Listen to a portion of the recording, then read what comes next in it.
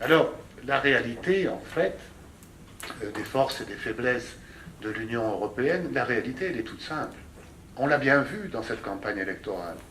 Les sondages que nous avons faits, qui ont été publiés par le Figaro, montraient que 72% des Français souhaitaient garder l'euro.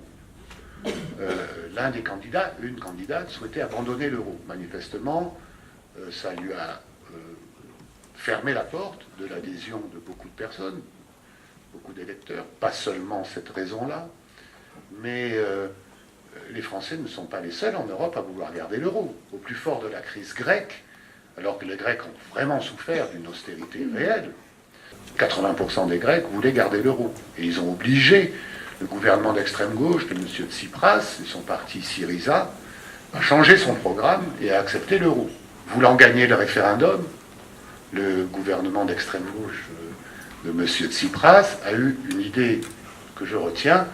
Il a mis au référendum toutes les exigences des partenaires européens. La Grèce, quand même, reconstruise un État, perçoive des impôts et un cadastre, et c'est quand même d'administrer son pays, puisque ce n'est que la troisième fois qu'elle fait faillite en l'espace d'un siècle, quand même, et que cette fois-ci, elle avait ses partenaires européens qui l'ont aidée, même si c'est douloureux, nous lui avons prêté 300 milliards d'euros, quand même, en termes de garanties, de prêts et d'autres. Donc, pour faire avaler cela, lorsqu'il l'a compris, M. Tsipras a fait un référendum pour dire voilà les conditions que nous posent nos partenaires, elles sont inacceptables, je vous appelle à voter non. Les Grecs ont voté non à 60%, ça lui a permis de faire la politique du oui. Voilà un référendum qui a bien fonctionné et qui peut nous faire réfléchir aussi sur la démocratie directe pour des sujets complexes et des sujets qui engagent le pays, non pas dans la réaction, mais dans la durée. La Grèce, l'Irlande, le Portugal, l'Espagne, tous ces pays-là qui ont souffert de la crise, qui vraisemblablement avaient, grâce à certaines règles de l'euro, ou à cause de certaines règles de l'euro qui n'étaient pas assez strictes, ont pu créer des bulles immobilières en Espagne, en Irlande, et donc se retrouver avoir emprunté trop d'argent trop facilement à des taux immérités.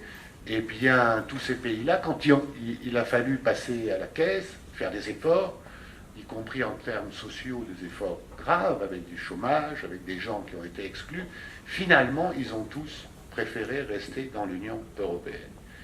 Et il n'y a qu'un contre-exemple, c'est le contre-exemple du Royaume-Uni, qui lui aussi a été frappé, et c'est curieux pour la plus vieille démocratie parlementaire du monde, par ses populismes, extrémismes et nationalismes, qui a choisi, le 23 juin dernier, de sortir de l'Union européenne. Et ce que vous voyez aujourd'hui, c'est d'une part les premières conséquences, avant même la sortie de l'Union européenne, en termes psychologiques, en termes de ralentissement économique, en termes de division de la société d'une telle décision.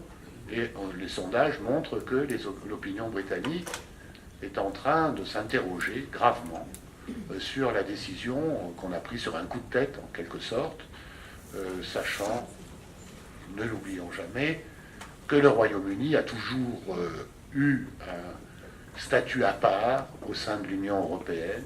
Il a combattu la construction communautaire, puis finalement, comme elle a réussi et que lui échoué sur le plan économique et social, il l'a rejointe en 1973. Il a rejointe, puis il n'a eu de cesse que d'avoir un pied dedans, un pied dehors. Et maintenant, il aimerait bien avoir l'inverse. Mais ça, on en parlera si vous voulez. C'est un sujet extrêmement complexe.